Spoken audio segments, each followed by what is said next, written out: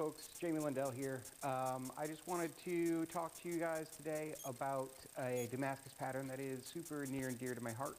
It's called palmettes, and they are a pattern that the Romans used on some of their spatha in the kind of later Roman period, and you see them showing up in bog finds in Denmark and Scandinavia, and it's just really cool patterns. There's lots of different variations, and so we're kind of gonna just pursue one that is like kind of a waving palm pattern.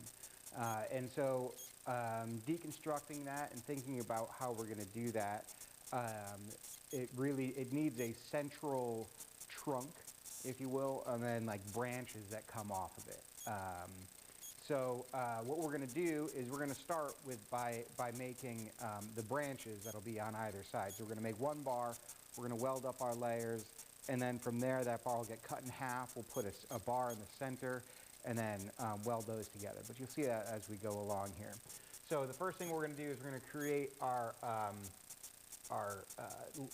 branches. And so we're going to do 4 branches up top, and then a reasonable space, and then another branch at the bottom, and that'll kind of give a top and bottom look to it. And kind of going almost for like, if you think about kind of like a wheat sheaf, you know, it's going to kind of come up and branch more at the top and have like some stem leaves at the bottom.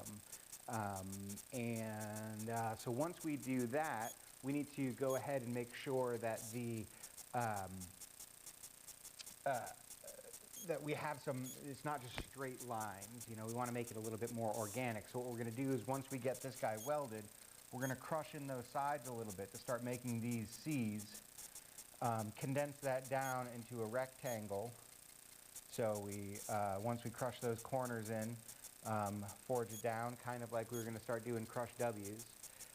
And then from there, that bar will get split.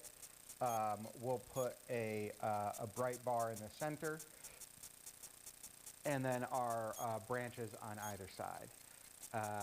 I've done a couple of different experiments with this, and haven't like completely hit that historical pattern.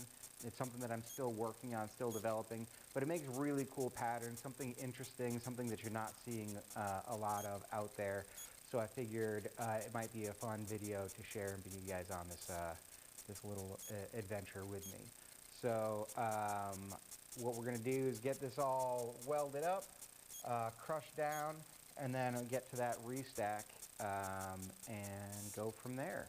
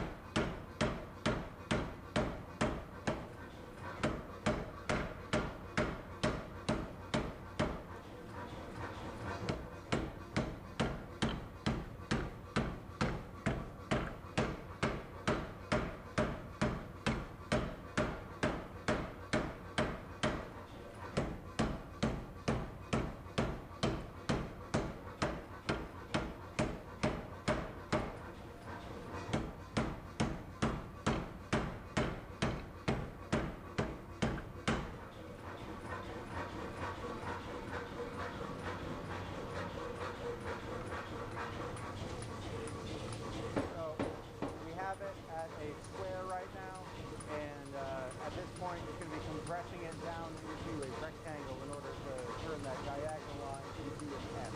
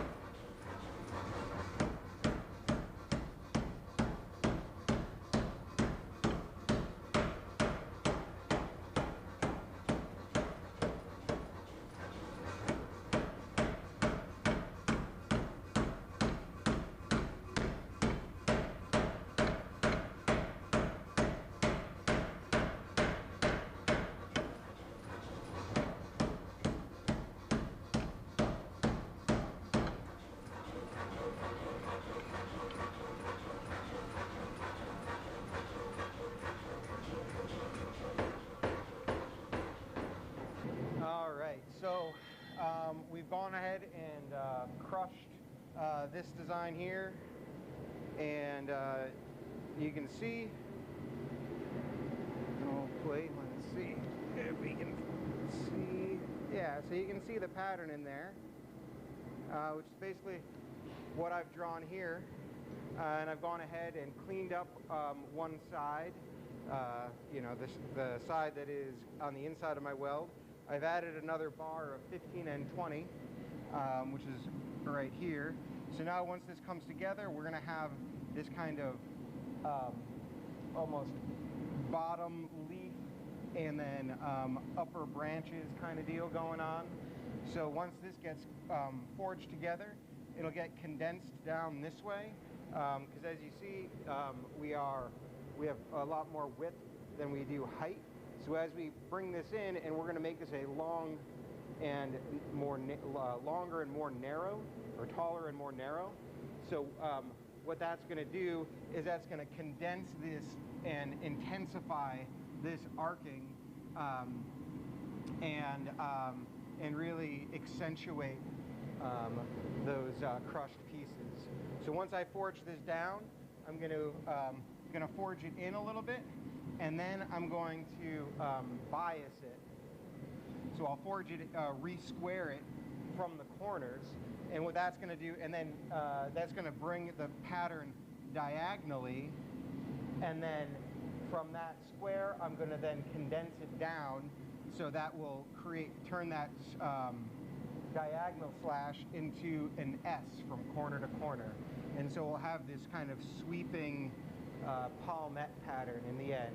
The nice thing about this is it really ends up just being two welds to make up the tile before you go ahead and start adding it to whatever your final piece is going to be. So I got my bar all welded up, put it in, bring it up to heat, let it soak for 5 minutes, and then bring it under the hammer.